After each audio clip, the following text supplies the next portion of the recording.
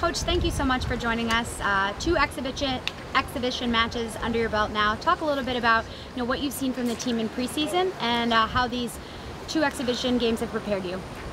I thought we took a big step today playing the ball out of the backfield into the midfield. I thought our midfielders were more connected than they were against Penn State. I thought our attack was a little bit sharper against Penn State than they were today. So while I saw good things from each exhibitions, it'd be important to put that all together going into the weekend next week. I think these two games have really prepared us because we got to do a lot of things in the games that are, I would say, sometimes more risky, like receiving the ball on your reverse stick and just some setups that it's fun to have practice games like this, so we have the opportunity to actually practice it and you're not throwing the ball away like in a game and regretting it. And I think the practice games are a good thing for our team to really see where we stand for the season and things we can work on and just capitalize before the season begins.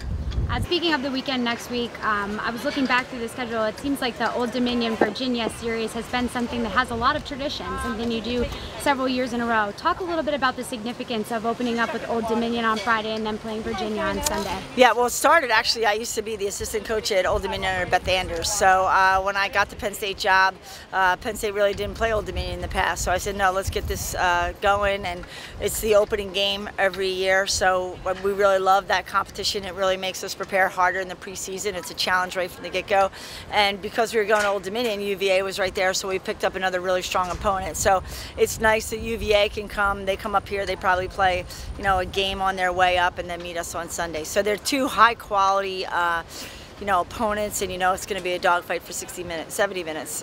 I look at it more as like a tradition. I feel like being here, being a senior, we've done it every single year. We've opened up with ODU and UVA, and it's exciting because we're at home this year, and so that's exciting. We don't have to make that long trip down, but I think our team's really excited to open up the season and finally start getting some cool games in, and I'm looking forward to it. And it looks like from top to bottom the schedule is pretty tough this year. Talk about how some of those non-conference opponents prepare you for some of the tougher Big Ten opponents. Well, we really thought it was important to add Albany and Wake, two teams that went into the NCAAs last year, just to strengthen our schedule. We've always had a tough schedule, but the past year, we were missing a high-quality game midway through the season. So we wanted to just add another team that would keep us sharp going into the conference. And then you have 4 seniors returning this year. Talk a little bit about their leadership and what you're expecting from your seniors. Yeah, we have outstanding seniors.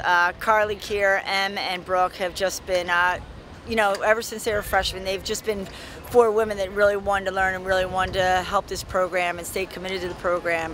Carly and Kier are the captains. I know our team has great respect for all 4 of our seniors. Em and Carly are in the backfield.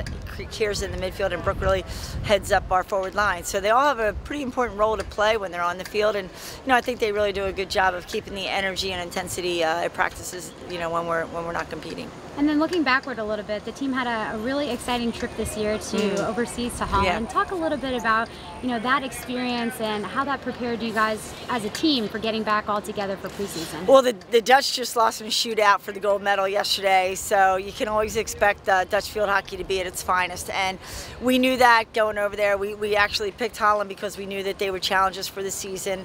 It was also nice because Aurelia's parents were there, so we had a chance to meet her family, her grandparents. But every time we stepped on the field against one of our Dutch opponents, they just had great skill and momentum, and they just really played hard, and it kept us on our toes. And while we may not have won every game over there, I think we won 2. It just was great competition for us while we were on the pitch. We always have games here, and all the families come here, and my family is never here.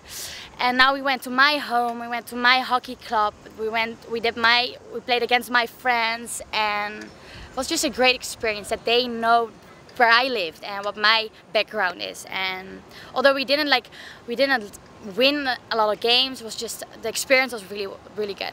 We had a lot of fun traveling.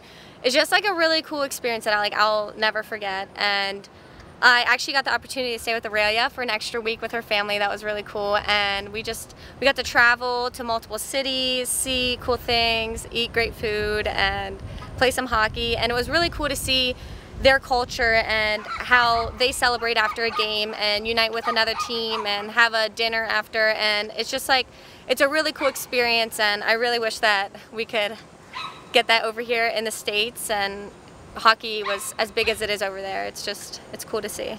Awesome. Thank you so much.